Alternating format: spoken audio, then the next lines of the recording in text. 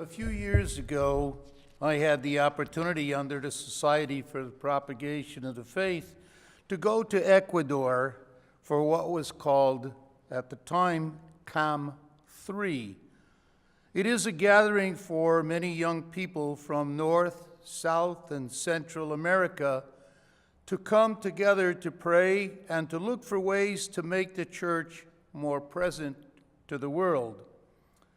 The convocation lasted from Monday to Friday, ending with the celebration of the Mass on Friday. The Mass took place in one of the local soccer stadiums with over 16,000 youth in attendance, not counting 12 bishops and hundreds of priests and religious. The Mass lasted over 3.5 hours in the sun, amidst all kinds of celebration. On another occasion, I was privileged to go to Kenya to witness your contributions at work. On a regular Sunday, it was not unusual to see 1,000 people attending Mass. One of the things I noticed is that everyone wore their Sunday best. The men and boys wore white shirts, neatly pressed and dressed pants.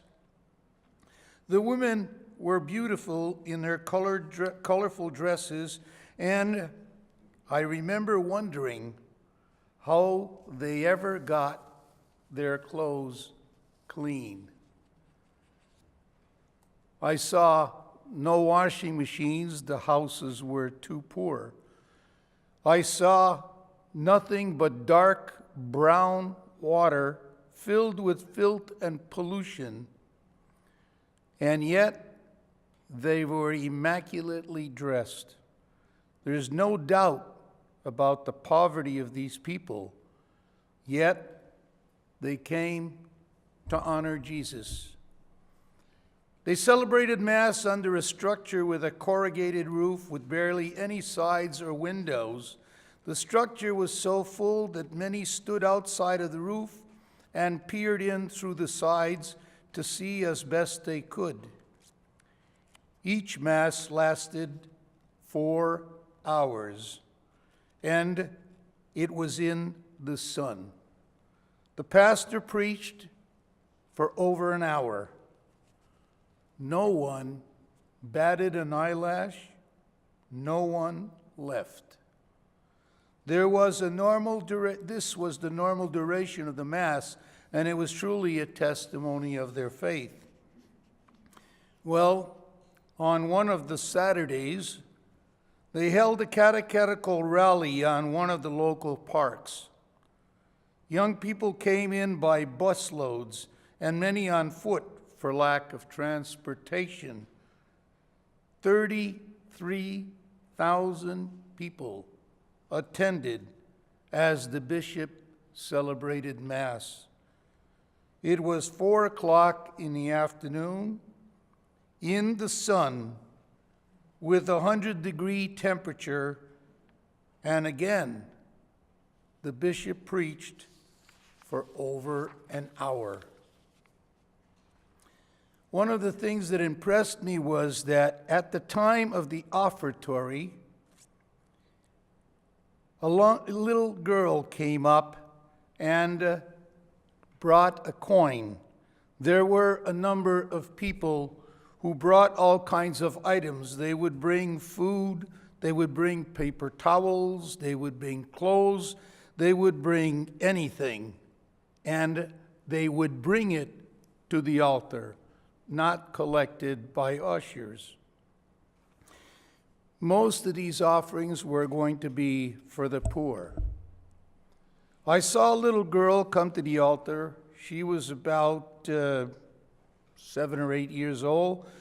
She placed a coin on the altar. One of us asked her what the coin was for, and she replied, "This is for the poor." This little girl was poor, by any standards that we hold, and yet she was giving to the poor. All the other goods that were brought up to the altar were put in a van and distributed to others according to their need: drug shelters, schools, orphanages, hostels, any place that needed something. They have a saying in Kenya: there are none so poor that they cannot give, and there are none so rich that they cannot receive. Some need to give their own way. Others need to receive according to their need. We all need something, and we all can give something. Every year on Mission Sunday, I come to you with hat in hand, asking for your support for the propagation of the faith, so that the faith may be continued to spread throughout the world. We ask you to be as generous as you can be. You can make your donations to the propagation of the faith by mail at the address printed on your screen, or you may also donate in your local parishes during the second collection this coming weekend. They have another saying in Kenya: some give by going there, some go by giving. Either way, please keep our missionaries in your prayers. It is their strength and their support.